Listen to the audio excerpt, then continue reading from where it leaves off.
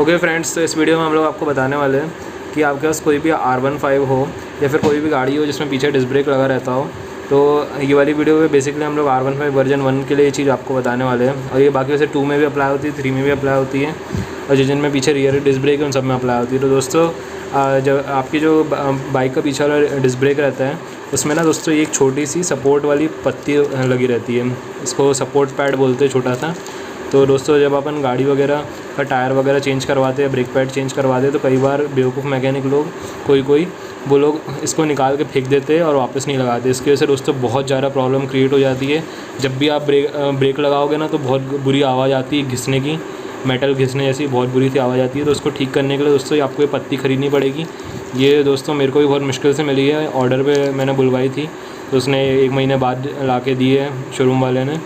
तो ये रहती है दोस्तों, देख लीजिए इसको, सपोर्ट पैड 210 रुपीज़ MRP इसकी एक आती है, और ये पीछे के डिस्क ब्रेक में लगती है। अब हम लोग आपको दिखाते हैं बाइक में ये कैसे लगानी है।